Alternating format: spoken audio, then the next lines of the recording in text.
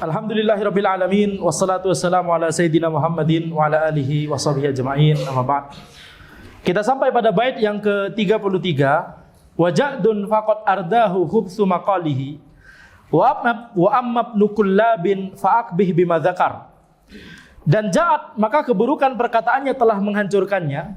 Adapun Ibnu Kullab, maka yakinilah bahwa apa yang dia ucapkan adalah perkataan yang menyimpang.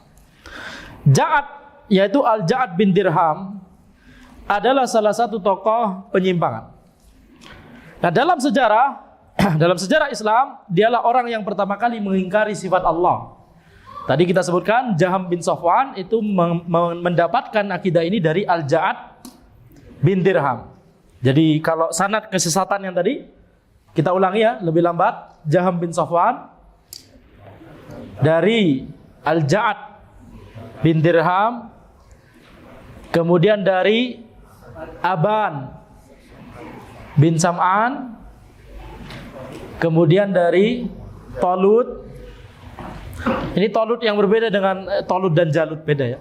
Talut yang berbeda. Habis itu Talut dari seorang Yahudi yang bernama Lubaid Ibnul A'sam. Jaham bin Safwan, Al-Ja'ad bin Dirham, Aban bin Sam'an, Talut. Habis itu apa?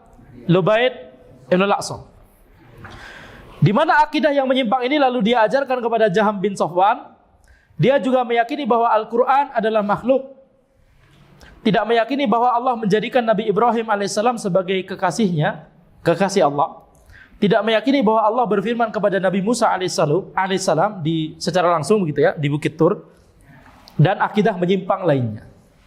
Jadi Al-Ja'ad bin Dirham ini awalnya adalah pengajarnya Marwan bin Muhammad Al-Umawi, khalifah terakhir dari Bani Umayyah. Awalnya pengajarnya, pengajar pribadinya. Tapi ketika ketahuan akidahnya menyimpang, kemudian diusir.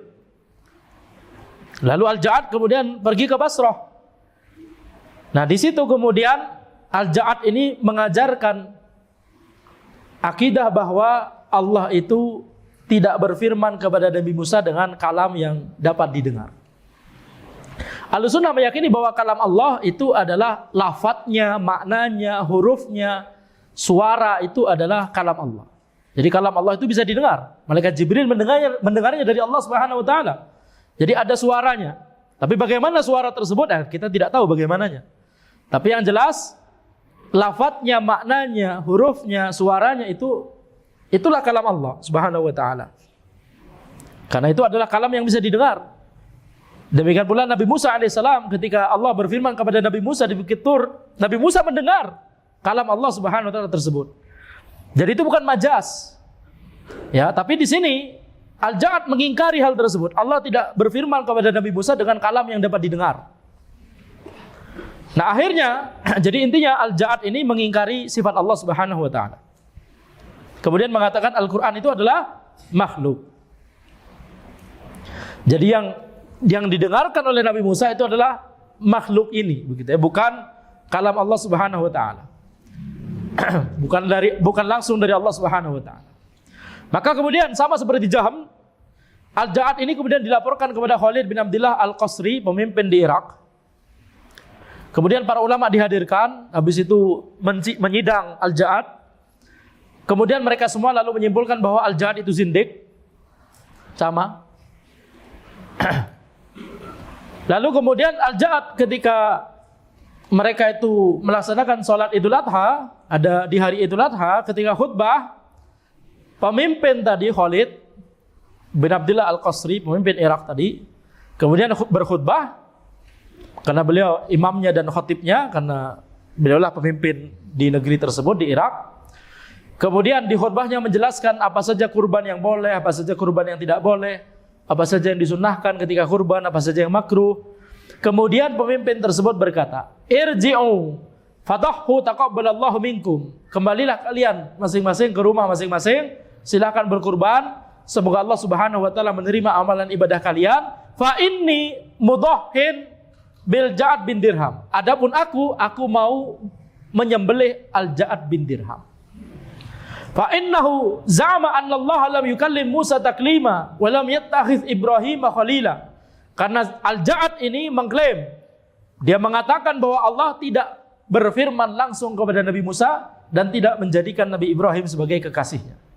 Menolak ayat Allah Subhanahu wa taala, dihukum mati oleh pemimpin pada saat itu, yaitu Khalid bin Abdullah Al-Qasri.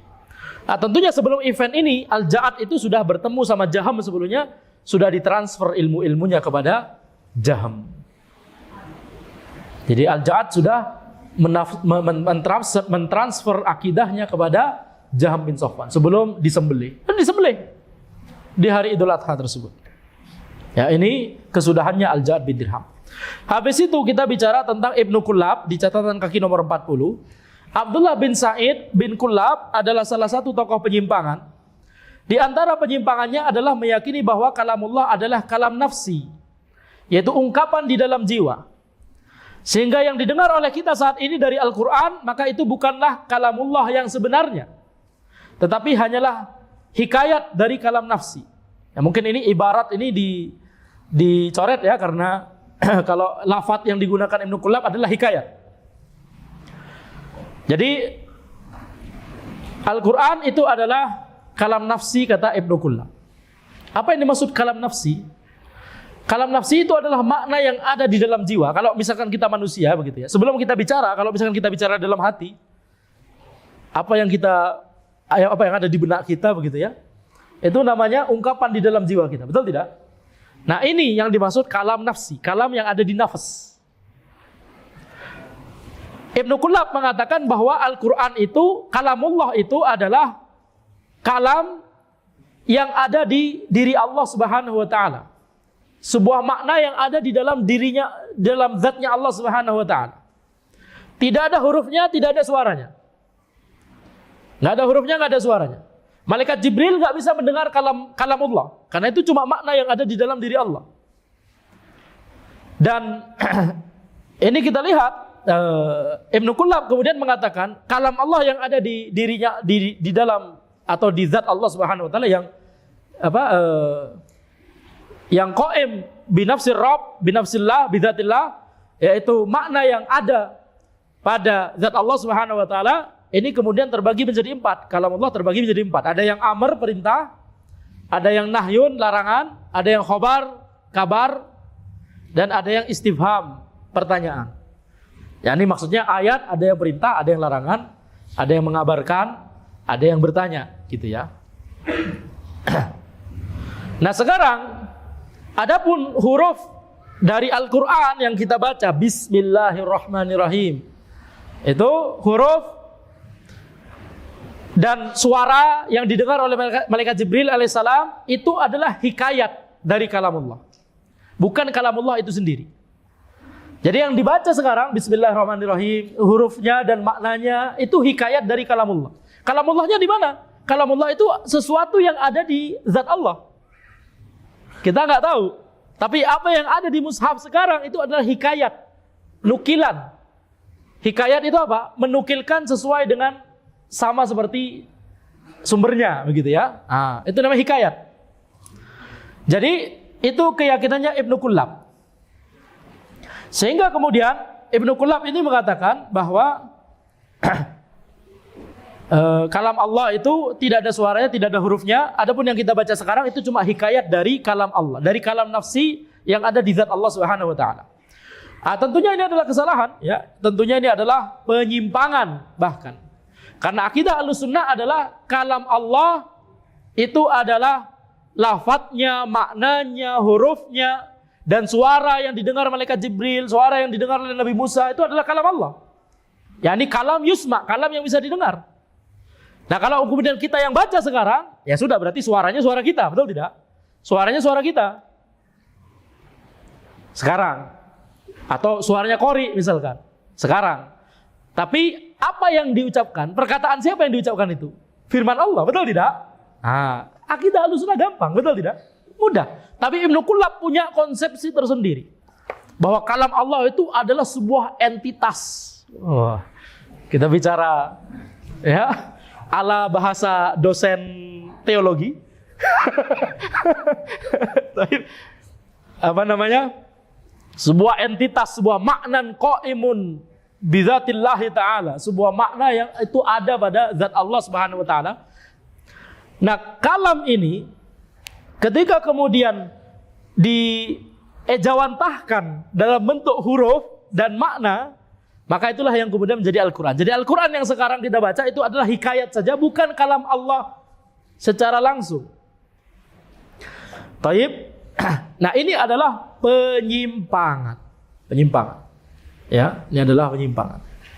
Kenapa? Karena tidak sesuai dengan Al-Quran dan As-Sunnah. Karena tidak sesuai dengan yakni pemahaman para sahabat. Ibnu Kullab, sebentar dulu, kita belum bicara backgroundnya Ibnu Kullab. Ibnu Kullab adalah awalnya seorang Nasrani di Basrah. Seorang Nasrani, dia masuk Islam. Dia punya kakak perempuan, seorang pendeta Nasrani, perempuan. Apa istilahnya berarti? Istilahnya apa? Pendetawati. Apa? Biarawati. Ya pokoknya berilmu dalam masalah ilmu agama Nasara, sehingga suaranya didengar oleh orang-orang. Nah, ketika adiknya ini masuk Islam, diusir oleh kakaknya. Tapi kemudian akhirnya Ibnu Kullab itu berhasil masuk lagi, masuk ke rumahnya kakaknya melalui tetangganya. Ini beneran yang cerita adalah tetangganya, disebutkan di kitab ya. Ya. Tapi bukan anak tetangganya. Jadi berhasil masuk, kemudian Ibnu Kullab ini berkata kepada kakaknya, "Ya Sayyidati, wahai tuanku, tasma'i minni kalimatan wahidah. Dengarkan dariku satu kalimat saja. Tsumma fa'ali ma syi'ti. Kemudian lakukanlah apa yang kamu mau." Faqalat silakan. Kemudian Ibnu Kullab berkata, "I'lami anni wajadtu hadzal Islam yantashiru wa yazdadu kulla yawmin zuhuran wa nasraniyah tatmahillu wa tandarisu atharuha. Farasaftu fusulan wa dzakartu masail wa amaltuha wa dzakaraha laha qad auda'aha ma'nan nasraniyah." Ibnu Kullab berkata, "Ketahuilah bahwa aku mendapati Islam itu tersebar, dan semakin lama semakin bertambah, semakin kuat. Sedangkan Nasraniyah semakin lama semakin sedikit. Maka intinya adalah aku merangkum, membuat sebuah ajaran yang kemudian aku masukkan ke dalam Islam tersebut. Dasastuha fil Islam wa syawwastu alaihim usulahum al-muqannanah." Aku masukkan itu ke dalam Islam dan aku bikin pondasi akidah mereka itu menjadi berantakan. Ini Ibnu Kullab. Yang kemudian nanti kita pelajari, ya, Ibnu Kullab ini pengaruhnya sangat besar ke era-era setelahnya. Tapi ini kita lihat asalnya adalah orang Nasara. Kalau siapa tadi? Jahmiyah berasal dari Aban bin Sam'an, dari Talut, dari Yahudi, Lubaid bin Al-Aqsam. Syiah dari Abdullah bin Sabah. Betul? Ini dari Nasara. Keyakinan bahwa kalam Allah adalah kalam nafsi, sebuah makna, ungkapan jiwa yang ada di zat Allah Subhanahu wa taala. Tapi kemudian ketika diejawantahkan ke dalam huruf dan makna, itu kemudian menjadi Al-Qur'an. Jadi Al-Qur'an yang ada sekarang itu bukan kalam Allah Subhanahu wa taala secara langsung. Ini Ibnu Kullab. Kemudian kita masuk pada bait berikutnya.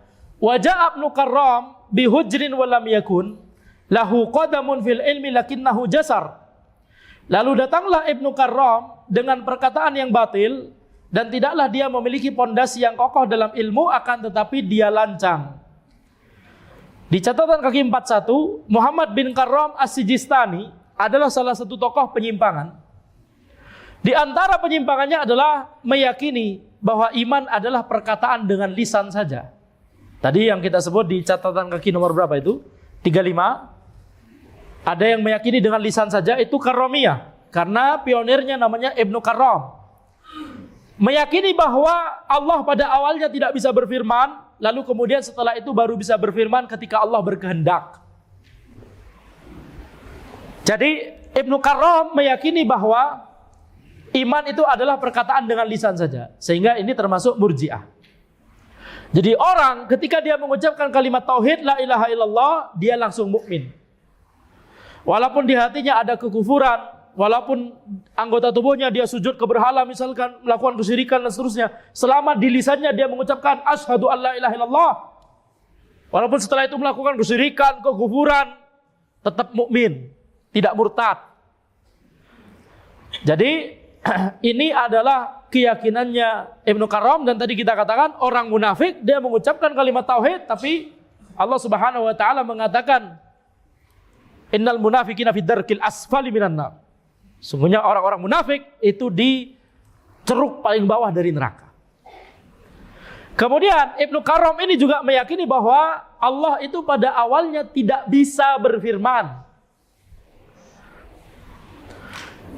Lalu kemudian setelah itu baru bisa berfirman ketika Allah berkehendak. Jadi ada yang namanya fatroh, ada namanya periode waktu tertentu di awal, di zaman dulu sekali Allah tidak bisa berfirman.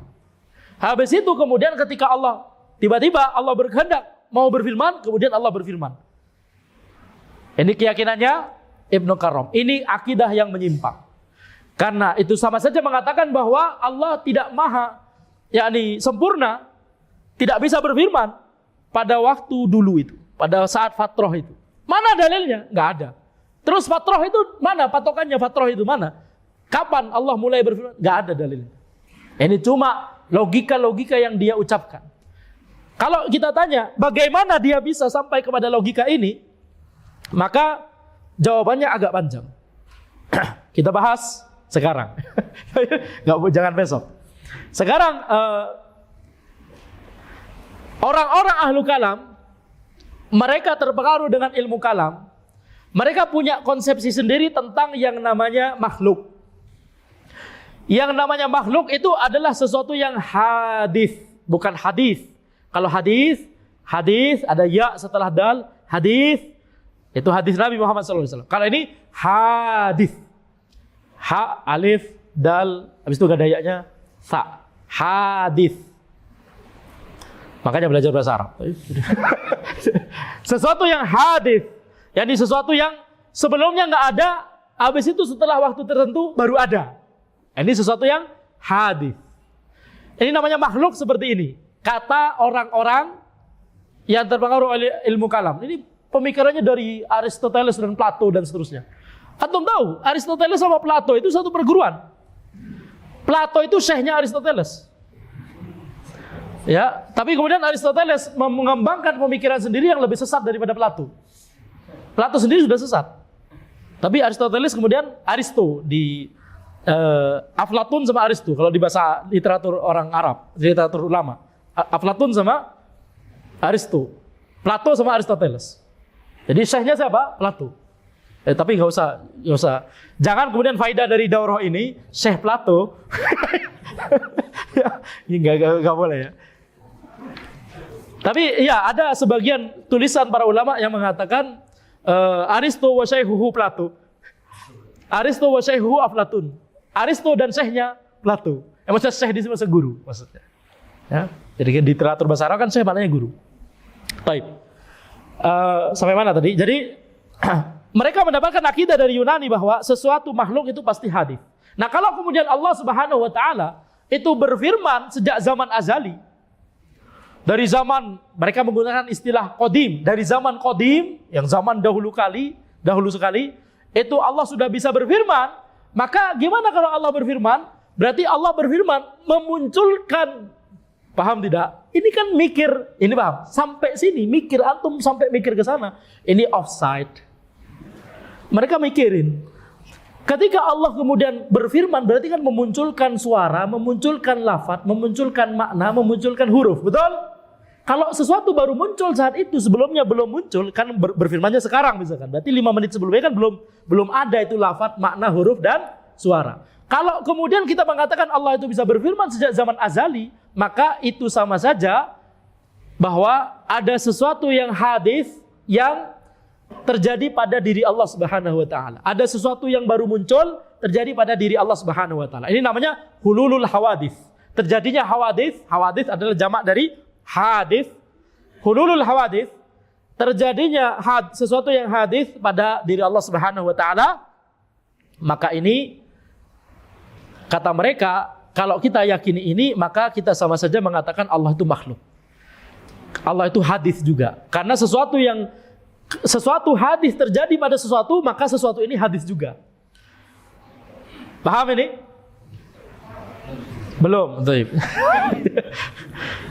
Ini memang pembahasan susah ya. Jadi Anda sebenarnya nggak mau membahas ini, cuma kita bahas secara ringkas. Ada sesuatu yang hadis, sesuatu yang baru muncul setelah sebelumnya nggak ada. Kalau Allah berfirman misalkan pada waktu tertentu, kata mereka ya, pada waktu tertentu Allah berfirman, maka itu berarti memunculkan lafaz, memunculkan makna, huruf dan suara pada saat itu, betul tidak? 5 menit sebelumnya belum ada, karena berfirmannya pada saat itu. Berarti ada sesuatu yang hadis, yang qaim, yang ada pada diri Allah. Berarti kalau kita simpulkan demikian, kaidah yang mereka miliki dari Yunani, dari ilmu kalam Yunani, mereka meyakini sesuatu yang hadis tidak mungkin terjadi pada sesuatu yang tidak hadis. Pasti hadis juga. Jadi kalau mengatakan demikian pada Allah, ini sama saja kufur kepada Allah, kata mereka. Allah tidak mungkin demikian. Makanya kemudian mereka mengingkari Allah tidak berfirman. Pada awalnya Allah tidak berfirman, kemudian setelah itu Allah baru berfirman. Setelah, ya ini maksudnya adalah kalau misalkan, jadi maksudnya adalah firmannya itu adalah yakni Allah ciptakan, semacam Allah ciptakan begitu ya. Nah, kalau Allah ciptakan ya tidak masalah. Tapi kalau misalkan dari sejak zaman azali Allah itu disifati demikian, ini kontradiktif dengan fakta bahwa Allah adalah Tuhan, bukan hadis. Itu kata mereka. Ya kalau nggak paham, alhamdulillah berarti. Kalau paham itu berbahaya, betul tidak? Berarti antum paham pemikirannya orang-orang ilmu kalam. Nggak akan keluar di ujian, nggak akan. Yang masalah ini. Kemudian kata mereka, jadi kalau misalkan Allah itu selalu bisa berfirman dari sejak zaman azali, maka nanti akan terjadi tasalsul fil hawadits. Ini istilah yang lain lagi. Tasalsul fil hawadits. Yani apa? Tasalsul fil hawadits, karena tadi kalam Allah itu kan sesuatu yang, kata mereka, sesuatu yang baru muncul setelah sebelumnya belum ada, begitu ya. Kalau kemudian Allah selalu bisa berfirman sejak zaman azali, maka selalu sesuatu yang hadis ini berarti nggak ada awalnya dong. Nggak ada awalnya. Tasalsul itu apa? Sesuatu yang nggak ada awalnya atau nggak ada akhirnya. Kalau sesuatu yang hadis itu nggak ada awalnya, dari mana kita menetapkan adanya sone? Wah, ini istilah yang lain lagi, betul tidak? Nah, ini harus daurah 1 minggu untuk menjelaskan. Intinya Ibnu Karam, akidah yang simpel. Akidah yang simpel adalah dia itu tidak mau, dia mengklaim punya niat baik, tidak mau Allah memiliki sifat-sifat itu, tapi dia salah paham. Dia menggunakan akal pemikirannya ilmu kalam. Dia pakai prinsipnya ilmu kalam kepada Allah Subhanahu wa taala. Akidah Ahlussunnah yang benar, langsung akidah Ahlussunnah yang benar, bahwa Allah itu memiliki sifat kalam dari sejak zaman azali. Walaupun Allah belum berfirman, tapi Allah sudah memiliki sifat kalam. Jadi sifat kalam Allah itu adalah sifat dzatiyah dan sifat fi'liyah. Dua-duanya. Apa itu sifat dzatiyah? Sifat yang dimiliki oleh Allah sejak zaman azali hingga zaman abadi. Selalu. Allah selalu disifati dengan sifat itu. Allah selalu, ya kayak misalkan bayangan kita. Simpelnya, ilustrasinya di kalangan manusia misalkan. Kita bisa bicara, betul tidak? Ini pembicaraan ini kalam ana. Yang antum dengarkan kalam ana, betul tidak? Sekarang, kalau ana diam, antum mengatakan apa? Apakah ana tidak bisa bicara atau ana bisa bicara? Ana diam. Antum mengatakan ana bisu atau bisa bicara? Bisa bicara. Jangan mengatakan ana tidak bisa bicara hanya karena ana tidak sedang berbicara. Betul? Itu maksudnya. Jadi kita punya kemampuan untuk berbicara. Itu berarti ana punya sifat bisa berbicara. Jadi sifat kalam Allah itu adalah sifat yang dzatiyah, yakni Allah maha mampu untuk memfirmankan kalam, tapi kalau Allah tidak berkehendak untuk berfirman, ya sudah, Allah tidak berfirman. Simpel sebenarnya, nggak usah ada mikir kayak kita, betul tidak? Orang itu bukan bisu, dia tidak bisu, dia bisa bicara. Tapi kalau dia lagi nggak mau bicara, ya sudah dia nggak bicara. Nanti kalau dia mau bicara, ya sudah dia bicara, betul tidak? Itu di kalangan manusia demikian. Maka pemahamannya para sahabat, tentunya sifat Allah jauh lebih sempurna lagi. Kalam Allah jauh lebih sempurna. Jadi Allah Subhanahu wa taala memiliki sifat kalam. Kalam Allah itu adalah sifat yang zatiyah. Allah selalu disifati dengan sifat kalam. Allah Maha mampu untuk berfirman. Dan selain itu, sifat kalam Allah adalah sifat fi'liyah, yaitu apa? Ketika Allah berkehendak, Allah berfirman. Jadi ini adalah sifat yang terkait kepada kehendak dan yakni kehendak Allah Subhanahu wa taala, iradah dan masyiah Allah Subhanahu wa taala. Ya. Kalau Allah berkehendak untuk berfirman, Allah berfirman. Kenapa Allah berfirman kepada Nabi Musa pada saat itu? Karena Allah berkehendak untuk berfirman kepada Nabi Musa pada saat itu. Kenapa Allah berkehendak memfirmankan Al-Qur'an? Karena Allah berkehendak, kelas. Ketika Allah berkehendak, Allah akan sesuatu yang dikehendaki oleh Allah itu pasti terjadi. Iradah kauniyah. Betul? Ini akidah Ahlussunnah, mudah. Makanya jangan masukkan prinsip-prinsipnya yang didapat dari ilmu kalam yang seperti tadi, setiap hadis itu makhluk, kemudian hadis ketika terjadi hulul hawadis pada hadis, ketika terjadi hulul hawadis pada syai', maka syai' ini adalah hadis juga. Ini prinsip dari mana? Bukan dari Al-Qur'an, bukan dari Sunnah, dari ilmu kalam. Jelas? Nah, jadi ini adalah akidahnya Ibnu Karram. Dia meyakini bahwa ada suatu fatrah, ada suatu periode tertentu di zaman dulu sekali Allah tidak bisa berfirman. Coba bayangkan, mensifati Allah tidak bisa berfirman pada saat periode tertentu itu. Baru setelah itu, baru kemudian Allah bisa berfirman. Coba kira-kira, lancang atau tidak? Lancang. Berbahaya ini. Baik. Sekarang kita lanjut saja. Tidak perlu merinci pembahasan tentang ilmu kalam dan seterusnya. Sekarang kita masuk pada 42, yakni catatan kaki 42, yakni lancang untuk berbicara dalam masalah agama karena perkataannya tidak dibangun di atas ilmu. Kemudian bait 35, wasaqqafa hadzal asy'ari kalamahu wa arba ala man qablahu min zawid dabar. Al-Asy'ari membangun atap untuk perkataannya dan menambah terhadap orang-orang sebelumnya dari kalangan orang-orang yang binasa. Yani Al-Asy'ari, catatan kaki 44 dulu. Yani Al-Asy'ari membuat atap untuk bangunan bid'ah yang telah ada sebelumnya, lalu menambah bid'ah-bid'ah baru yang tidak ada sebelumnya. Celaan terhadap Al-Asy'ari ini maksudnya adalah celaan terhadap akidah beliau di fase kedua dari hidup beliau. Nah, kita balik ke catatan kaki 43. Jadi Abul Hasan Al-Asy'ari rahimahullah, beliau memiliki 3 fase dalam kehidupan beliau. Fase yang pertama adalah ketika beliau meyakini akidah Mu'tazilah yang selama ini diajarkan oleh ayah tirinya sejak kecil, yaitu Abu Ali Al-Jubba'i, yang merupakan tokoh menyimpang dari kalangan Mu'tazilah. Jadi ayahnya Abul Hasan Al-Asy'ari, ayah kandungnya meninggal dunia ketika Abul Hasan Al-Asy'ari masih kecil. Habis itu ibunya Abul Hasan Al-Asy'ari ini menikah lagi dengan seseorang yang ternyata adalah gembongnya Mu'tazilah, bernama Abu Ali Al-Jubba'i. Sehingga itu membuat Abul Hasan Al-Asy'ari dibesarkan dengan akidah Mu'tazilah selama 40 tahun pertama kehidupan beliau. Makanya jangan sampai kita salah dalam memilih pasangan. Kalau pasangannya gila, ikutan gila juga. Kalau pasangannya sinting, ikutan sinting juga.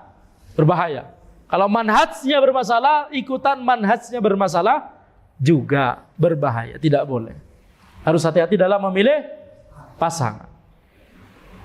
Baik. Nah, sekarang ketika umur 40 tahun tersebut, Abul Hasan Al-Asy'ari dia punya permasalahan dengan akidah Mu'tazilah. Ada yang dia tidak puas dengan akidah Mu'tazilah. Habis itu dia debat sama ayah tirinya Abu Ali Al-Jubba'i dan tidak mendapatkan jawaban yang memuaskan dari Abu Ali Al-Jubba'i.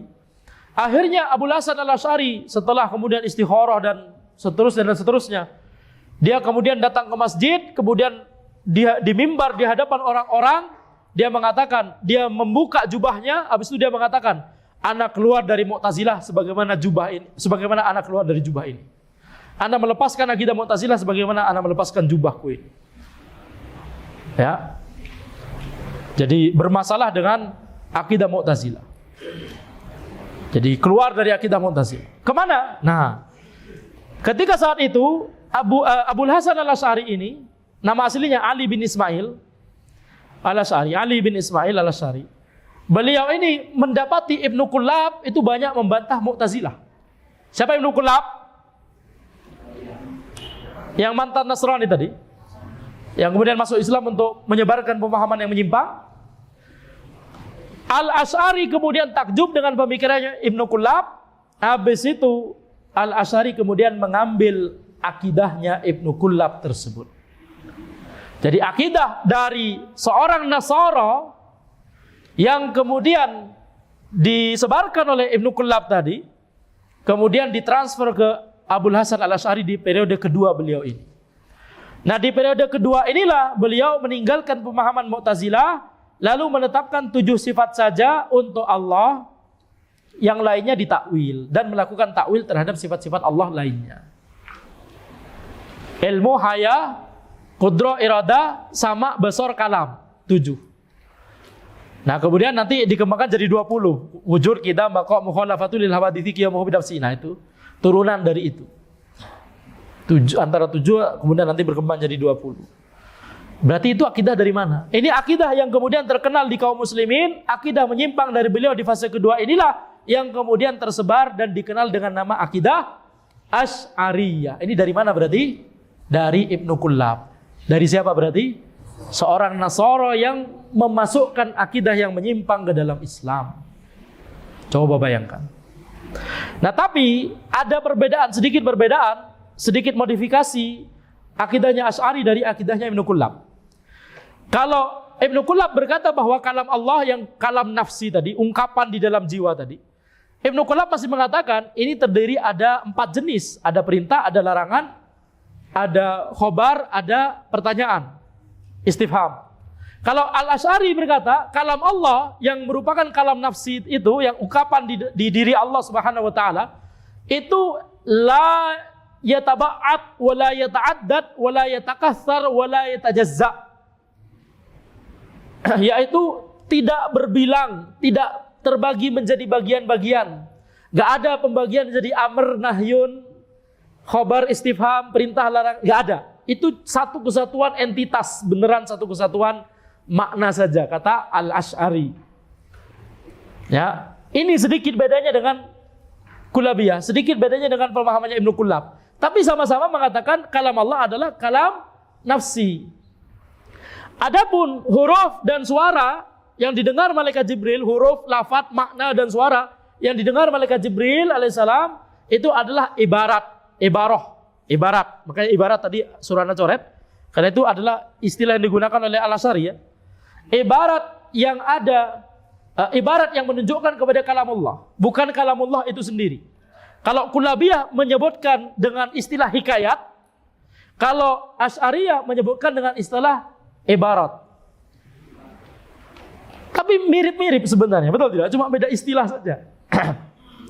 Adapun Al-Quran itu berarti apa? Yang kita baca Al-Quran, yang kita dengar dari Al-Quran itu adalah ibarat dari pengejawantahan dari kalam nafsi yang ada di diri Allah. Kalau kalam nafsi yang ada di diri Allah itu diejawantahkan ke dalam bahasa Arab, dia menjadi Al-Quran. Kalau diejawantahkan menjadi bahasa Ibrani, dia menjadi Taurat. Kalau diejawantahkan ke bahasa Suryani, dia menjadi Injil.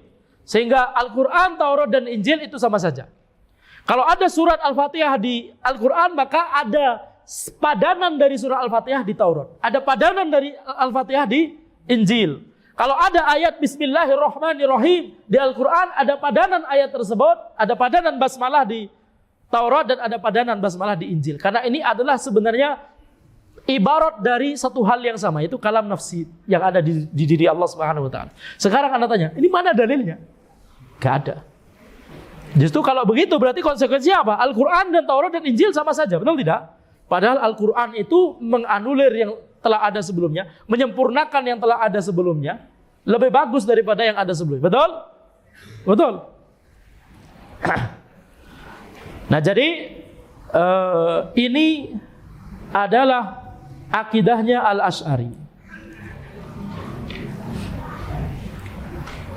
Baik. Sekarang ketika misalkan kita mengetahui ini fase kedua, baru fase kedua. Nah, ketika dinisbatkan Asy'ariyah itu berarti akidah di fase kedua. Kemudian fase ketiga adalah Al-Asy'ari meninggalkan akidahnya di fase kedua, lalu rujuk kepada manhaj salaf, yaitu metode beragama dari para generasi terdahulu yang soleh.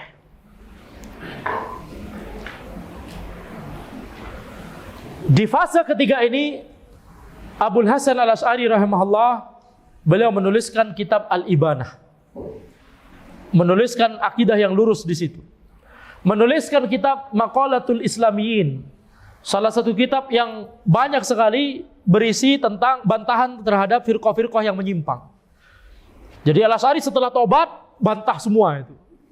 Mu'tazilah, akidah dia sebelumnya, akidah yang lain, ya Qadariyah dan seterusnya dibantah semua. Itu di mana? Di kitab Maqalatul Islamiyin, tebal. Bahkan itu adalah salah satu kitab fenomenal di bidang ilmu ini, yaitu bidang ilmu yang membahas tentang ar-rudud, bantahan kepada orang yang menyimpang. Kalau bahasa Inggrisnya, istilah dosen teologi, heresi. Sebuah bidang ilmu yang membahas tentang heresi, bid'ah. Heresiografi atau heresio apalah gitu ya, lupa. Intinya kitab rudud, kitab bantahan kepada orang-orang menyimpang. Tapi kemudian pemahamannya Al-Asy'ari di fase ketiga ini, tulisan-tulisannya sendiri di Al-Ibanah, di Maqalatul Islamiyin, di kitab-kitab yang lain, diklaim sama orang-orang Asy'ariyah yang mengikuti akidah beliau di fase kedua, imam mereka sudah rujuk, mereka nggak mau rujuk. Al-Asy'ari sudah rujuk ke fase ketiga, mereka masih di fase mengikuti akidah yang di fase kedua. Nah, Asy'ari yang ada sekarang itu bukan murni Asy'ari, akidah di fase keduanya Asy'ari. Akidah Asy'ari yang ada sekarang itu sudah campuran dengan, ada sebagian dari Mu'tazilah, ada sebagian dari tasawuf, ada sebagian dari kuburiyah, ada sebagian, sehingga makin bercampur aduk. Taib. Tapi intinya mereka mengatakan perkataan Al-Asy'ari di kitab Al-Ibanah, kitab Maqalatul Islamiyin, itu bukan perkataan aslinya Abul Hasan Al-Asy'ari. Itu dipalsukan oleh Wahabi. Ketika dicetak, wah, ini yang cetak ini Saudi nih. Ini disalahin Saudi, betul tidak? Padahal sudah sejak zaman Ibnu Katsir mengatakan Abul Hasan Al-Asy'ari memiliki 3 fase. Ibnu Katsir, Az-Zahabi, semuanya banyak. Ya, mengatakan bahwa Abul Hasan Al-Asy'ari rujuk dari akidahnya. Yang baik dari yang pertama ataupun yang kedua menuju fase ketiga hidup beliau, yaitu manhaj salaf.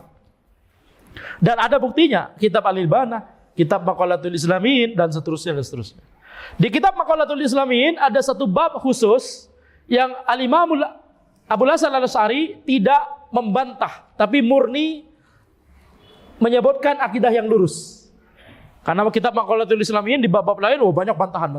Tapi ada satu bab yang beliau mengkhususkan menyebutkan akidah yang lurus dari Ahlussunnah wal Jamaah, manhaj salaf.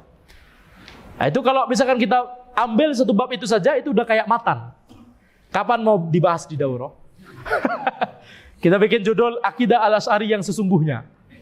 Wah, gawat tapi ya kayaknya. Kalau judulnya itu kayaknya bikin panas itu. Harus mikir-mikir dulu.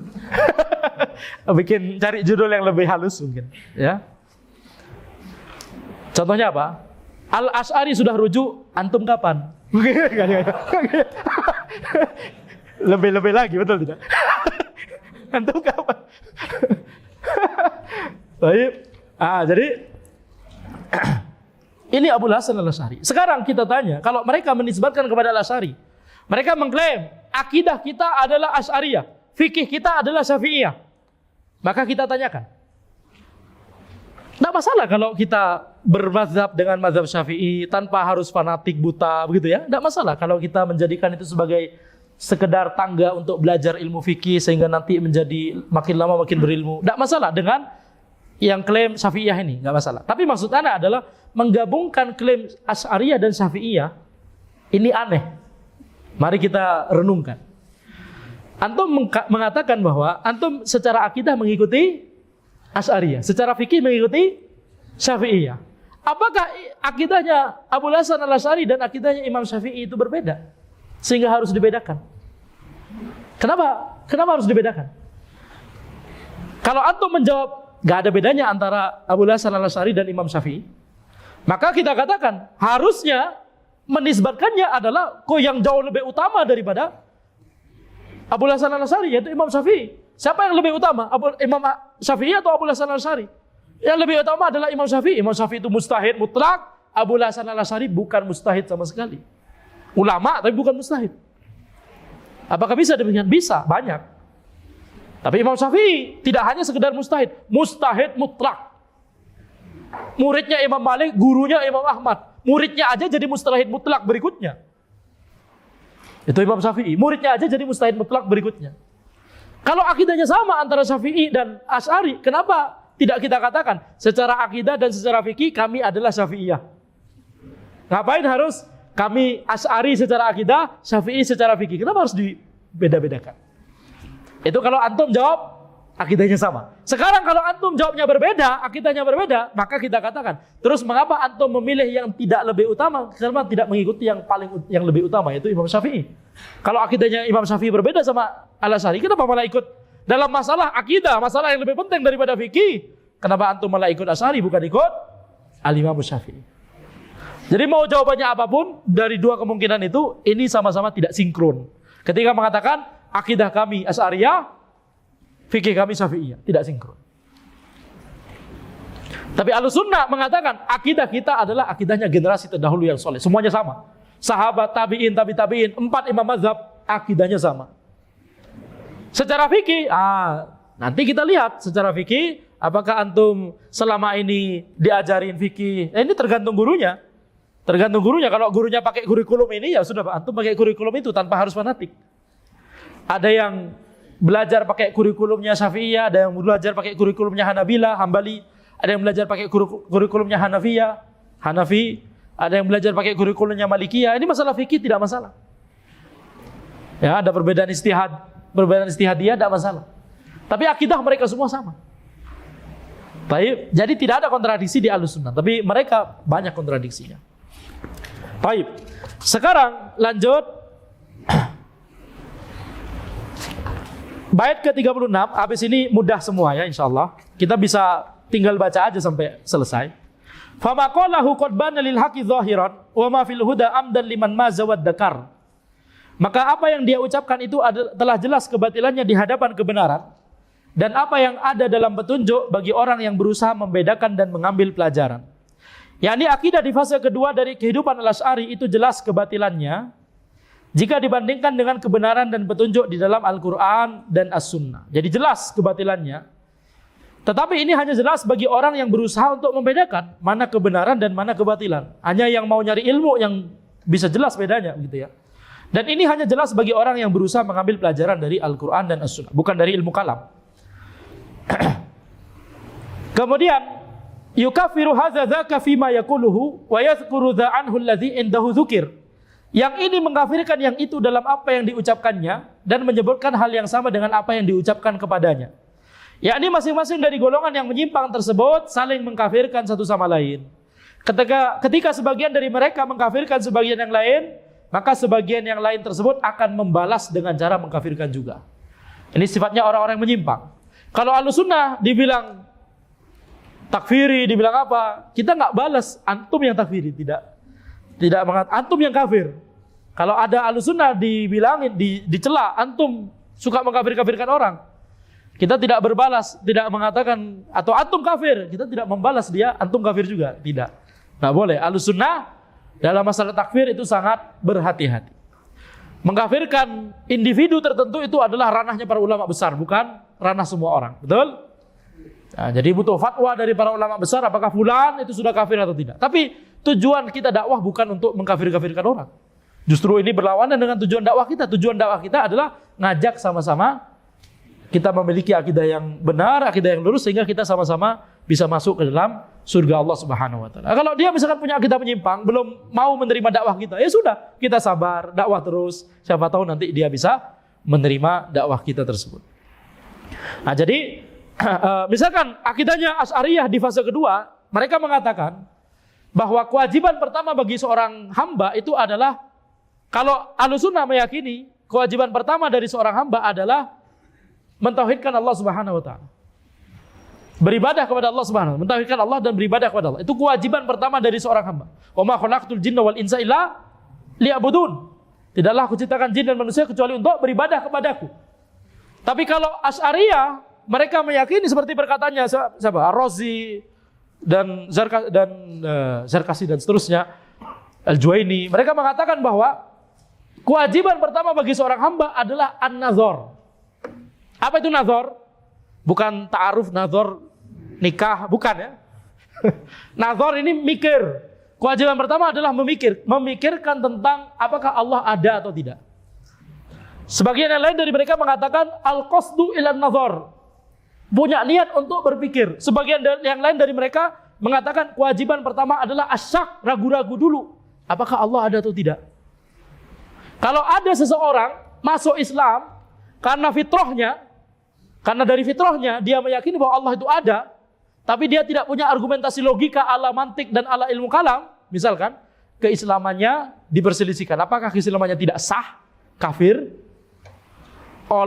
Dan ada sebagian dari Asy'ariyah yang tidak sampai ke sana tapi mengatakan ini yakni dosa besar. Coba bayangkan. Ada sebagian dari mereka yang mengatakan bahwa kalau antum masuk Islamnya itu misalkan dari lahir, udah nggak mikir lagi tentang apakah Allah ada atau tidak, dengan nazar sesuai dengan standarnya orang-orang pintar dari mereka begitu ya, pakai ilmu kalam dan seterusnya. Kalau nggak sesuai dengan standar itu, keislamannya belum sah. Coba bayangkan. Gimana Islamnya orang Badui di zaman Nabi SAW? Betul tidak? Islam itu mudah. Makanya ada fitrah. Fitrah kita jelaskan sumber sekunder yang nomor 2 setelah akal. Betul tidak? Dengan fitrah kita bisa menyadari, iya kita memiliki Allah Subhanahu wa taala. Ada zat yang menciptakan kita semua. Fitrah kita berbicara. Kalau fitrah kita masih selamat. Mereka mengatakan, antum kalau pakai fitrah nggak diterima. Harus pakai akal yang berlandaskan kaidah-kaidah ilmu kalam dan mantik dan seterusnya. Kalau nggak seperti itu, sebagian dari Asy'ariyah mengatakan antum masih kafir. Coba bayangkan.